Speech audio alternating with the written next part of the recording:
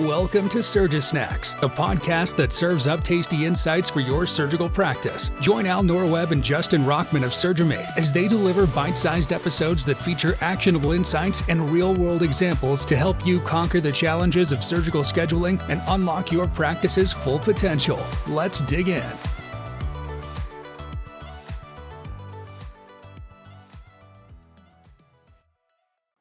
Welcome back to another episode of SurgiSnacks. My name is Justin Rockman, and I'm the VP of Business Development at Surgimate. If you like to geek out about the business of surgical practices, then you've come to the right place.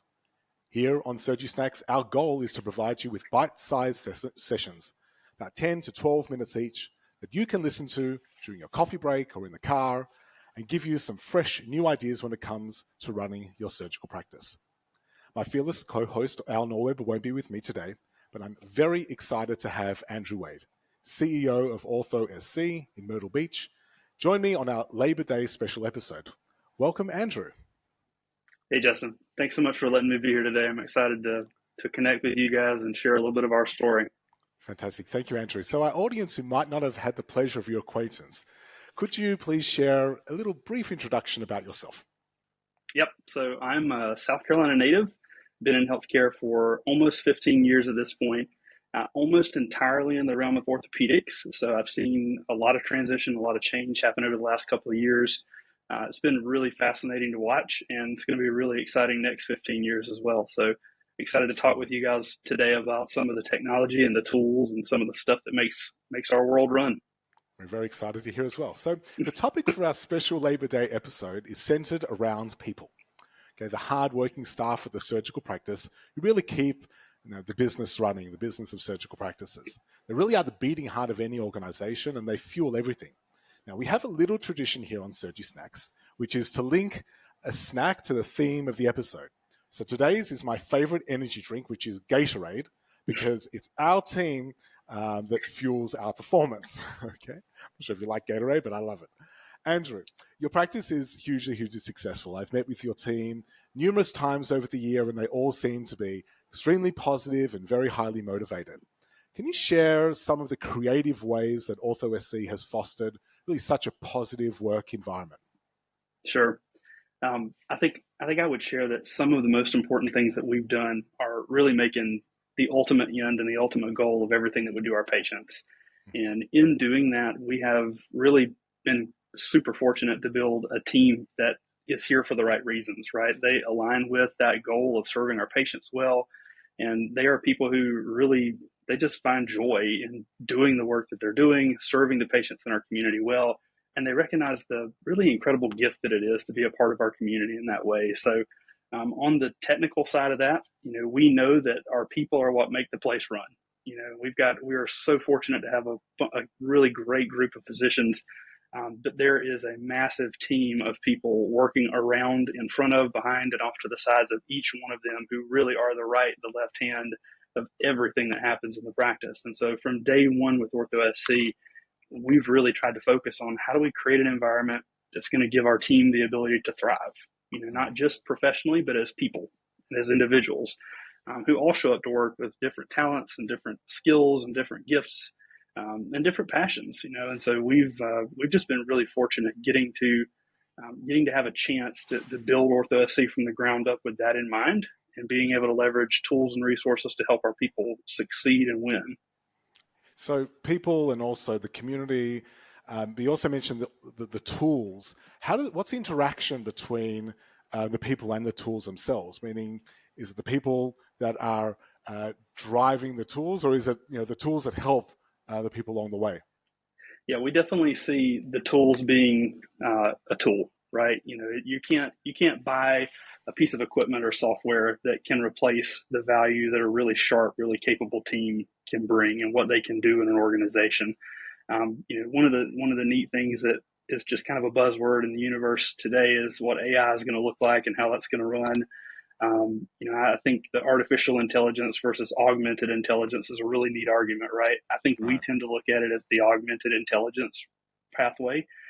We don't see AI really replacing the truly unique gift that our teams bring, but we really do expect that in time, augmented intelligence is really going to enable them to do more with their time, with their energy, with their focus, by taking some of the menial stuff and just kind of shoving it off to the side and automating those workflows so that they can really focus on truly driving value. And truly, when we say driving value, we mean first and foremost for our patients, right? The people who are showing up to our door, who are entrusting their care to us. And then obviously behind delivering well for our patients, giving them more time to connect and work on not just in our business, but working on our business so that we can be better at what we do every day. We've been super impressed thus far that our bet that if we take care of our people and if we try to do the right thing in our community, it's going to work out well for us. And that's been a good bet so far. Yeah, and you really want your people to do the best work that they can. And the way in which you can enable them to do that best work is to provide them with the right tools. And often those tools do appear only in the background. And it's the people who are in the front, and the tools are supporting and enabling them. But really, if it's too focused on the technology and too focused on the tools, then the people disappear, and then that creates a lower level of patient experience. Yes. So one of those key tools that I've seen that you've used very, very strongly happens to be on LinkedIn. Right now, we're connected there, and I see you do fantastic praise that you give and dole out to your team, to your staff. In terms of recognition and different programs and celebrations, do you have a structured program in place? Is this intentional, or what have you done to implement such a successful strategy at Ortho SC? There's a lot to unpack there. I would say with what I do on LinkedIn, I see myself as a student of leadership, right? So I'm nowhere near having anything figured out in my life. And so I use LinkedIn as a tool to learn. I'm always looking for what are other people out in the industry doing? How are they engaging with their teams? What are they doing to solve the problems? I see my role as not as the company's boss, not as just the CEO who's in his office, right? But as somebody who's supposed to be out there helping figure out, all right, how are we going to pull this off? And then working with our team to figure out how do we structure and organize those people? How do we bring in the newest tool that's become available out there? How do we help our business and our team thrive? One of the neat things that we have seen from that perspective is that it is just super personally focused for us. We do some of the more traditional stuff. We've got some of the, we call it props, so it's an opportunity anytime one of our team members recognizes a fellow team member doing some incredible work. We've got a system set up where they can send a quick note in and recognize that team member, and we recognize those folks in our newsletter. We do a shout out channel in our version of Slack, Microsoft Teams, that we use. And that's been really cool. But we really find that the reward systems work best when they're personalized, right? And so one of the things that we do is we drive our leaders to not just work with their team, but to know their team, right? To know when their team is celebrating a marriage or a kid's first day of school or a new team that's been joined, to walk with the team through hard moments, when they have a loss in their family or when they're going through a really tough time at work or at school or outside or whatever that is. And our reward systems work the same way, right? So it's tough to explain because it's really kind of all over the place. And that's because we've designed the system as such that we want each of our leaders to figure out what works for their team and leverage that instead of just a cookie cutter approach that does something across the entire company at one time. My business office revenue cycle director is really fantastic at it. She works with almost an entirely remote team, which has its own set of challenges, right? When you can't see people face to face every day. Right. But she's created some really neat stuff where she's doing stuff with them asynchronously and also scheduling events where they can all come together and hang out together outside of work and do things together in that sense. So it's been really neat to see how that super personalized approach really connects with folks and can recognize them the way that they need to be recognized to see that.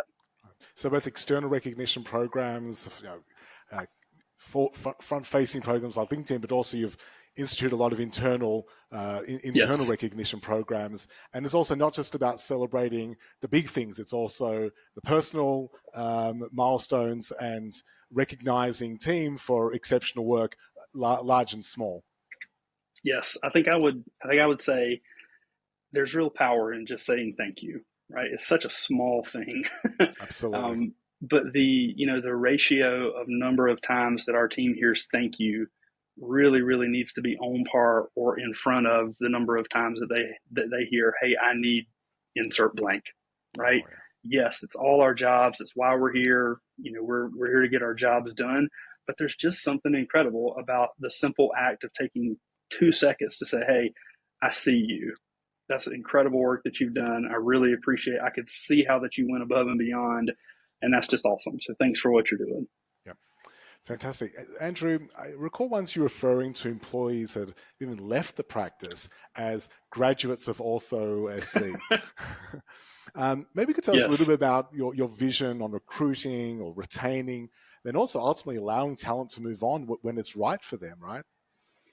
Yes. So it's always a moment where, sometimes I have to come in my office and cry under the desk for a few minutes while we figure out how we're going to do this.